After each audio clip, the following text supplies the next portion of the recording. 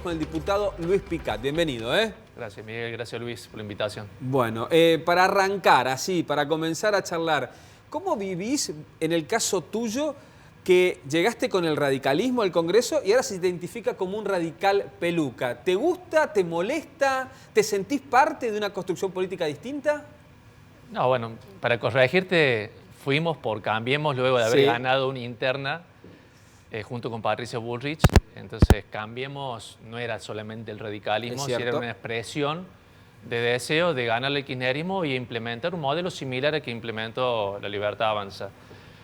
Con una decisión política de quien encabezaba en ese momento la candidatura a presidente, de decir, vamos a ir todos con el presidente y vamos a garantizar gobernabilidad. Así que hemos cumplido con ese precepto que nos dieron los votantes y no me molesta que me digan radical peluca, pero también de alguna manera nos identifica sobre a dónde elegimos ir y en qué camino seguir a partir de este nuevo gobierno, que es darle gobernabilidad y por lo menos acompañar en los esquemas de macroeconomía y de estabilización económica que hasta ahora creemos que han sido exitosos. ¿Cuánto te preocupa que esos niveles de macroeconomía se logren a costa de algunos indicadores en rojo en el tablero? La caída del consumo, la caída de los salarios, hay también una pérdida de puestos de trabajo. ¿Se presenta esto como un sacrificio necesario para llegar a una suerte de equilibrio general? ¿Cuánto te inquieta eso? Me inquieta que los resultados que uno pretende, que es básicamente un rebote económico a nivel generalizado, en el tiempo se trasladen luego de esta gestión. Digamos, si uno le tiene que poner una línea de tiempo final a donde tenía que finalizar esto, sería en el mandato en el 2027. Cuando termine el mandato, que todo este esfuerzo que han hecho todos los sectores económicos de la sociedad no se vean reflejados en un rebote económico. Yo entiendo que somos impacientes y queremos que en 2, 3 meses o en un año se resuelvan problemas estructurales de más de 20 años. Pero creo que el esfuerzo hay que hacerlo y es posiblemente que esta gestión termine dilapidando su cuestión política para lograr que entendamos que nosotros debemos conceptuar la macroeconomía igual que toda la región, como lo hace Chile, como lo hace Paraguay, como lo hace Brasil, como lo hace Uruguay, como lo hace prácticamente toda Latinoamérica, tener una macro estabilizada. Y a partir de ahí, de esa fundación, empezar a que venga el rebote microeconómico, que ya es una cuestión, Luis, mucho más compleja, porque estamos hablando de que se están transfiriendo recursos de un sector económico a otro. ¿Cómo logramos equilibrar esa balanza? Pero yo estoy casi seguro que es la única manera de empezar a sacar todas las distorsiones que ha habido, sobre todo concentrados beneficios económicos en el AMBA, en el centro porteño, y empezar a federalizar, que es lo que se está haciendo ahora, los crecimientos económicos, a través de la minería, del petróleo y del agro, por ejemplo. Bueno, sí, dale. Perdón, tomo esto que vos decís, la mirada federal, porque esto es algo en lo que coinciden los gobernadores de la región centro y es también otra de las críticas que se hace al gobierno nacional, que no ha revertido esa mirada ambacentrista, que era notoria en otros gobiernos, el anterior, el Frente de Todos, por ejemplo, pero que por distintos indicadores y distintas posturas de los gobernadores no se ha revertido. Bueno, desde lo político, de ahí podemos discutir muchísimo respecto a los comportamientos de los gobernadores y cómo administran cada una de las provincias. Pero hablando de la macro en sí, es evidente que la reducción de impuestos distorsivos como el impuesto al país, las retenciones y otros impuestos distorsivos, eso directamente se vuelca en las provincias. No lo estamos viendo de manera igual en cada una de las 24, pero sí vemos en las mineras, en las petroleras y algo en el agro que ha habido mejor rebote económico en el resto. Y eso tiene que ver con la quita de subsidios en el agua que tenía el AMBA, con el quito de subsidio de electricidad que tenía el AMBA, con el quito de subsidio del transporte que tenía el AMBA, y que eso vuelve a través de impuestos de ganancias y a través del IVA a las provincias. Y esto se ha visto en los primeros meses del 2025 con una recuperación en la coparticipación, aunque no lo quieran decir los gobernadores. Lo que sí es cierto que los gobernadores no han reducido ingresos brutos, lo han aumentado, no han reducido impuestos al inmobiliario, lo han aumentado. Entonces, la reducción del Estado para ser más eficiente, no por el per se de reducir, no se ha visto en las provincias ni en los municipios. Bueno, mañana los gobernadores van a Buenos Aires a pedir más plata. Dicen que en realidad la macroeconomía se sostiene con lo que le detraen a las provincias. Dicen que básicamente el Estado Nacional le adeuda a las provincias un monto global de 1 billón de pesos. Bueno, a ver, ellos van por el ATN, Sí. el impuesto al combustible, Sí. por parte de los fondos fiduciarios del impuesto al combustible, van a buscar más plata, o sea, van a buscar más dinero. El tema, ¿en qué? Si es solamente para pagar sueldos o es para eficientizar los servicios que de alguna manera el Estado Nacional se sacó y se los trasladó a la provincia. La discusión va por ahí, me parece. Aquí recibimos también a muchos intendentes que nos dicen que lo que están viviendo ellos en sus localidades es un aumento en la demanda de medicamentos, un aumento en los módulos alimentarios y que esto se traslada desde la atención, por ejemplo, en los hospitales públicos, la demanda en las escuelas públicas. ¿Cómo lo ves vos a esto, donde hay claramente un sector que es el que está siendo a lo mejor el más afectado por este tipo de políticas? Porque si bien hay algunos sectores que pueden aceptar un recorte, hay otros que le va a llegar a fin de mes en eso, ¿no? Sí, es cierto que en algunas ciudades hasta también se han reducido los merenderos, pero también es cierto que todavía me parece que el gobierno nacional y las provincias no se han sentado de manera sincera de decir, che, ¿qué servicio te traslado? Porque el Estado Nacional algunos servicios se quiere sacar. Dice, che, estas son cuestiones tuyas. O te las quiero tirar a vos, provincia. Y la provincia dice, bueno, ¿con qué recursos los voy a tomar?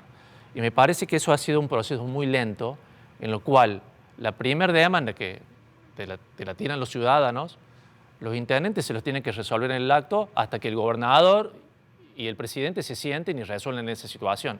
Entonces sí, es cierto, ha aumentado la demanda, no viene de ahora de este gobierno, ya en pandemia todo lo que ha sido salud, que era de segunda instancia, se pasó a los dispensarios de las municipalidades, y las municipalidades hoy no solamente se tienen que hacer cargo de eso, sino también de algunos servicios que tiene que dar la provincia, como la educación y la seguridad. Así que es complicado hoy el rol del intendente, que no solamente la nación le tiró algunos servicios, sino también que la provincia se está haciendo al lado de algunos servicios que tendrían que tomar ellos y no los intendentes. ¿Cuáles, por ejemplo? Y seguridad, por ejemplo, seguridad ciudadana. Hoy te quieren dar un vehículo para que vos también, de alguna manera, hagas prevención de la seguridad, te mandamos recursos, pero en realidad siempre la seguridad fue problema de la provincia. Y hoy, de alguna manera, el intendente tiene que dar resoluciones. Vos fíjate lo que está pasando, no sé, en Villa Allende están tratando de armar un esquema, entre comillas, barrio cerrado para proteger a ciudadanos. Otros armarán otros esquemas con sus móviles de seguridad ciudadana. Pero le están trasladando de alguna manera esa problemática al intendente, que siempre fue una cuestión provincial. Bueno, lo mismo en educación, pero a lo que vamos, al meollo. El intendente cada vez más se está haciendo cargo de servicios que eran de la provincia y de la nación. Luis, y perdón, y te agrego, en esto va la reforma tributaria, ¿no? Porque el esquema de la pirámide de recaudación se tiene que dar vuelta. En alguna manera, en algún tiempo, son las intendencias las que tienen que recaudar más y la nación la que recauda menos. Ahí tenés una coincidencia medular con lo que plantea, por ejemplo, el gobierno de Córdoba. Es un proyecto que lo maneja la municipalidad, que entiendo que por ahí no es solamente el municipio o un sello político, pero hay una coincidencia de los intendentes de decir, ¿por qué no obramos nosotros como primer agente de recaudación? Es un poco lo que hace Suiza, en su momento ese esquema de cantones, donde los cantones reciben primero los impuestos y después se lo pasan a la nación. La nación está pensando en eso. Lo tiró en algún momento Osvaldo Giordano, Sí. Fundación Mediterránea está trabajando en eso. La nación está trabajando en algo parecido de tener un IVA más regional y que sea el IVA regional que equilibre, de alguna manera saque ingresos brutos y traslade más hacia los municipios y las provincias y el saldo a la nación. Se está trabajando, pero bueno, lleva su tiempo, no es de un día al otro que se va a implementar, con muchos intereses contrapuestos, porque las provincias quieren más coparticipación y va a haber un tiro y afloje entre una y otra. Hay provincias que ese esquema no les conviene porque no producen nada, entonces no van a producir IVA. Y les viene bien el que el Papa de Estado a nivel de ATN les mande dinero. Entonces, bueno, hay una cuestión muy compleja que está referido a la palabra federal que vos dijiste, Luis, pero La Nación está en la misma alineación, lo que no ve todavía la oportunidad para hacerlo. Con respecto a los últimos días, los rectores de universidades nacionales y provinciales juntaron a diputados nacionales para pedirle que los acompañen en este financiamiento, nuevo proyecto del financiamiento universitario. ¿Qué va a hacer Luis Picat en este caso? Sí, estuve con algunos de los chicos, justo fui a visitar una institución de la CONICET y me presentaron el proyecto que presentó por Dania Tabela, en realidad. Sí, está CONICET, Duke, está el CIN de las universidades. No, pero digo, en la Cámara lo presentó Dania Tabela y un diputado más. El proyecto contempla básicamente llamar a paritarias y aumentar el presupuesto universitario año a año a través de un porcentaje del PBI. Yo lo que le expliqué, mira, a los chicos que estaban ahí al frente mío, le digo, todo lo que sea racional lo vamos a aprobar. Yo creo que ese proyecto es totalmente mejorable, porque si uno quiere aumentar el presupuesto de la universidad, del otro lado tiene que haber del por qué, un resultado, medirlo por productividad, ¿cuántos alumnos más por año aumentaste o se recibieron? ¿Una variable de lo que te alcanza el sueldo puede ser? Digo, porque vemos los sueldos de trabajadores universitarios que pero han eso quedado es paritaria. Desfasado. Eso es paritaria y la paritaria se tiene que resolver en el ámbito de la paritaria, que tienen que aumentar y por lo menos tienen que estar al nivel de cualquier empleo público, porque ellos hoy están por debajo del empleo público medio. En eso no se discute. Lo que se discute es el aumento del presupuesto nacional aplicado a las universidades. ¿El por qué? ¿Solamente para aumentar estructura o también tiene que haber algo de productividad? Y eso en algunas instancias lo hemos discutido y creo que es lo que hay que aplicar dentro de la ley para poder aumentar año a año el porcentaje sobre el PBI de un presupuesto bajo resultados. Es un poco lo que yo les planteé. ¿Qué va a pasar? Hay como 5 o 6 proyectos. Hoy recién va a haber una interpelación para que vaya a comisión y en comisión se van a discutir los 5 proyectos que son bastante variados. Entre ellos hay una propuesta por productividad. También tenés una sede del INTA, en Jesús María, sí, dialogas mucho estuve también con ellos. Sí. ¿Cuál es tu situación allí? Porque hace un mes parecía inminente que la motosierra, por esta figura simbólica, pasara por allí.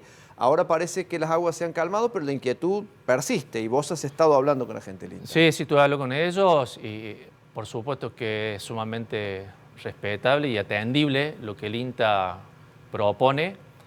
También logramos hacer un mea culpa hacia adentro que hay que corregir dentro del INTA, pero por suerte todo el entramado agropecuario junto con las entidades creo que logró Luis frenar primero la función con el INTI, que se hablaba hace 2 o 3 meses, y después una suerte de reestructuración de las agencias de extensión, que era la mayor preocupación respecto al cierre de esas agencias. Nunca logramos del gobierno que nos digan qué quieren hacer con el INTA. Lo que sí hemos logrado a través de las entidades que fueron, me parece, fundamentales, hablo de las 4 entidades madres del agro, levantar la voz y lograr un freno y una revisión sobre las medidas que querían hacer. Pero no hemos tenido respuesta ni por parte del secretario de Agricultura respecto a la intención del INTA. Lo que sí me gustó, que dentro de esa conversación que tuvimos, ellos tuvieron una contrapropuesta de cómo se podía eficientizar el INTA y de alguna manera reducir la estructura con los mismos recursos.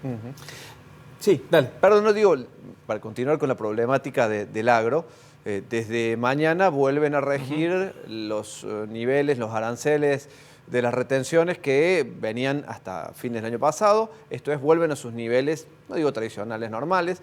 Hay allí un motivo de reclamo también de la soja, sobre todo, ¿no? Soja, es la que más impacta. Sí. Y maíz. ¿Cuál es tu mirada al respecto? Bueno, yo fui bastante crítico, lo dije en la Comisión de Agricultura. Me parece que estas implementaciones temporales generan mucha incertidumbre en el productor, en el mercado, retrasan las inversiones, dilapida cierta confianza que había del sector hacia el gobierno,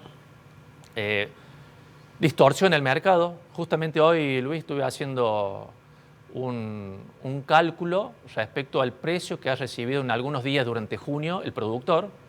Ya ha recibido en algunos días donde había sobreoferta un precio mucho más barato de lo normal. Entonces, es lógico, es mercado. Cuando hay más oferta, el que compra trata de pagarte menos.